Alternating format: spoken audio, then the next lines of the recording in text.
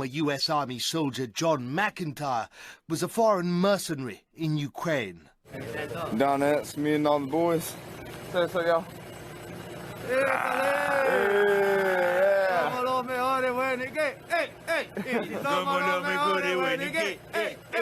Earlier this month, he defected to Russia. He brought everything with him: papers, files, intelligence and maps. The thing is, he always meant to. The first question is, why are you here? I mean... Well, it's the reason I came to Ukraine in the first place. You know, I'm a communist, I'm an anti-fascist, and we have to fight fascism everywhere, you know. So when I came to Ukraine, I knew that I would try to get as much information as I could about, you know, anything that would be helpful, and defect across lines. The problem is when I was in Kharkov, I was going to swim across, and I found out they had snipers in position. So if anybody, and actually found out that the snipers were for defectors, not for actually protection. They were actually, anybody tried to defect, they would shoot them, you know. Since March 2022, John served in Ukraine's Foreign Legion and Nationalist Battalion Karpatskaya Sech. He saw and documented the Ukrainian war machine in all its ugly glory from the inside. He became part of it. God bless Ukraine, God bless America, but you, Russia. You, Russia. It's Russian. Russia. Can I step on this? Slava Ukraini. Героям слава. It's Russia. Russia. As time went on, you know, I had to become more nationalistic, more Nazistic, you know, doing... Does that explain the videos where you were Putin and... Yeah, of course. It's part of it to maintain my cover, because I got to become them.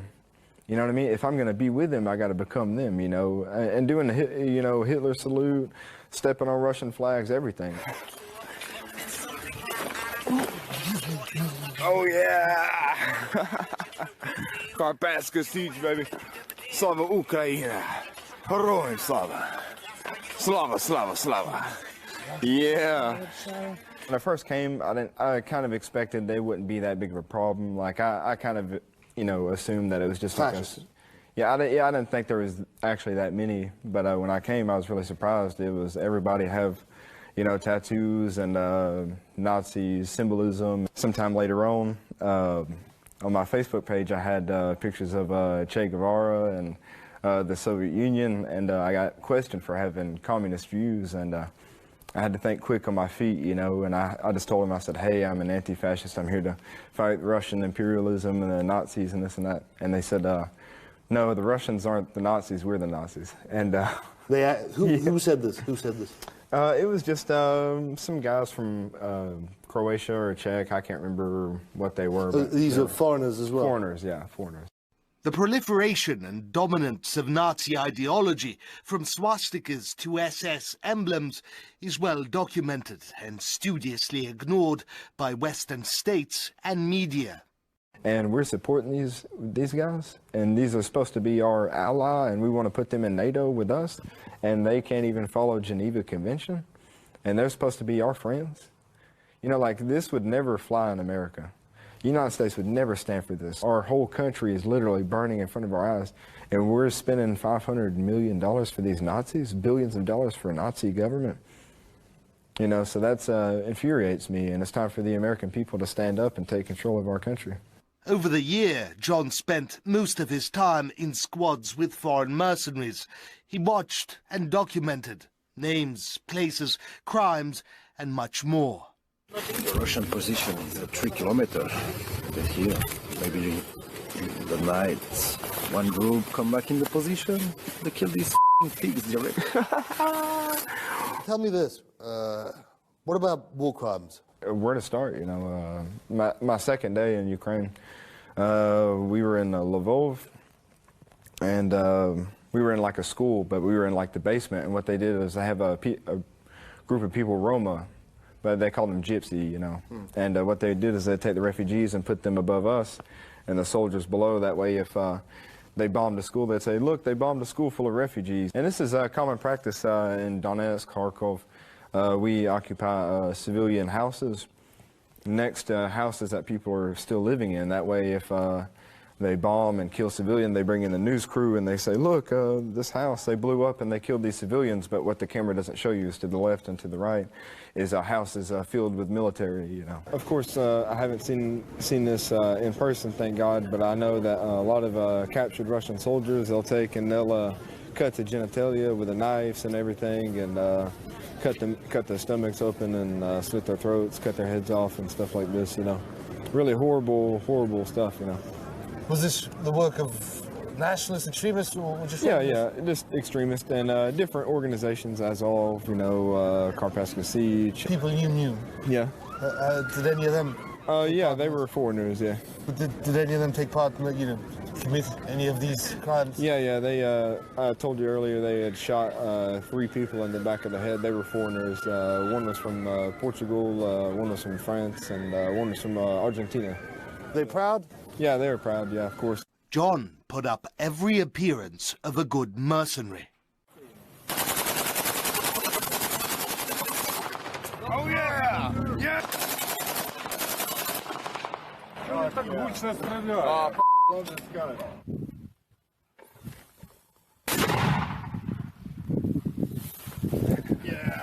John came prepared.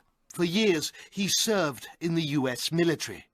First Armored Division. It was hot out there. It was at Fort Bliss, Texas. How long were you in the military for? 2 years. 2 years. Yeah. Good 2 years years and a or- month. Huh? Good years or... No, not really. Not really. A lot of drinking, you know. In the army? Oh, yeah, of course. Normal, standard practice, of course. Really? Yeah, of course. On base? Yeah. Cocaine, everything. Weed, anything you want, you know. Prostitutes, hookers, you know, everything. On base? Yeah, they arrested one guy. He was a cavalry scout, and he, in his barracks room, he had like bricks of cocaine. You know, he was like A dealer. yeah, he was like the distributor for the whole base. But all that training in Texas, it didn't prepare him for this.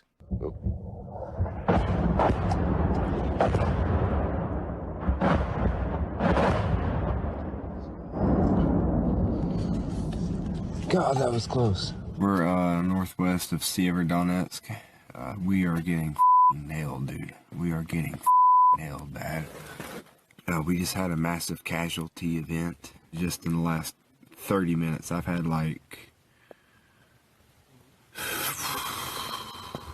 10 close calls today. Dude, like we are getting nailed. It's too much for me, dude. This Donbass, dude. This war, man, in general, ain't no joke, dude. People are getting ate the up left and right, but I should have went to college. I've had a lot of moments where I'm like, oh my God, this is stupid, you know, what the hell am I doing, you know? But it had to be done because, you know, the Ukrainian government and Nazis that control the government and control the population, you know, the things they're doing in Ukraine to the Russian people, they need to be talked about, you know, they need to be stopped, and we've got to fight Nazism everywhere we go, even in America. John documented everything. It was in his phone, his head, and in the papers he brought along. When you came over, you said you were a spy. Did you hand over, for example, like bases and stuff, at least? Yeah, of course. Intelligence agencies? Of course, everything from the command structure to names, you know, weaponry, everything. And I was successful in that, you know. More than successful. John also testified about how deep U.S. involvement in this conflict is. There has been a U.S. participation in the war. When I was in the International Legion, there was he was like a military intelligence officer from the Navy. And the U.S. Navy? Yeah, and he had, well, he was in the Foreign Legion. And he had a satellite phone and a computer provided by the CIA. And every day he would call his contacts and he would get information about the positions, troop movements, and so on and so forth. And Do you remember his name? yeah. What was it? Wait, no, what was his name? Hang on, I'm just so sorry, I can't remember. First name, at least? I think it was like Marcus or something like that. Like, for example, they would provide like grid coordinates. According to him, the United States feeds Ukraine the weapons and data to wage war. All that is left for Ukrainians and their foreign mercenaries to do is to point their weapons and shoot where America tells them. Down here in the Donbass, it's been cold, wet. It's been hell, bombs, but we're finally in the truck. Say what's up, boys? Yeah! Hey! Hey! Would you say that most of the foreigners that you came in with have left? Yeah, most of them. Mostly some because of they realized the reality of this war, and then some were injured, and then some were killed, you know. And it's really sad about the ones that are killed, because when they get killed, if they don't get sent home, they get cremated, then they get sent home, you know. But this is what they chose, isn't it? Well, it's, yeah, I mean, they chose it. I mean, they chose to come and fight for fascists, you know. They chose to come and fight for Nazis, you know what I mean? So. And then there's the corruption. Always the corruption in Ukraine. Western taxpayers, says John, are being robbed left and right. And then they take the insurance money, and then they put the insurance money in their pockets. Yeah. Oh, is this what they do? Yeah, they take in the insurance money too. For foreign fighters? Yeah. Yeah. And was this a common practice? Yeah, of course. I mean, like I'd say 90% of the families, they don't get their insurance money from, and they take in the salaries too. You know, like if a soldier terminates contract, like I did with the Karpatska Sich, I terminated a contract. Yeah. Right. They take in the last paycheck, they take in this money for themselves. But this doesn't go back into the unit. It just goes straight into the commander's pocket. And it's not just with the insurance. It's with I mean, there's a huge black market going on with Javelin rockets, the M4 rifles, and M240 Bravo machine guns, and all the weaponry coming in. They take in all these and they sell it. You've seen this? Yeah. Yeah, they stole, like, when I was in the Legion, they took like 20 Javelin rockets. They took like 60 M4s and like 20 M240s. Who took them? The, like the logistics sergeant major and then the battalion commander, they were both in on it and stuff. They're actually... In Karpatska Sich or...? Legion. Yeah, in the Legion. Were they Ukrainians? Yeah, they were Ukrainians, yeah. These weapons then disappear. Some make their way overseas into the hands of terrorists, warlords, traffickers, jihadists and criminals, all courtesy of Western taxpayers. I noticed when I was in Ukraine, they have like a lot of military shops. And I remember one day I'm sitting there thinking, man, these helmets are really nice. You know, those almost look like the American helmets. And then what I realized is that all these helmets and body armor and these plate carriers and stuff coming in, they get stolen and then sold on the black market to these shops, and then the shop makes money off of it too. Nothing, it seems, is taboo for Ukraine, be it open Nazi ideology, war crimes, theft, or anything else.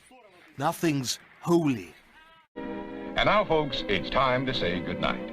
We sincerely appreciate your patronage and hope we've succeeded in bringing you an enjoyable evening of entertainment. Please drive home carefully and come back again soon. Good night.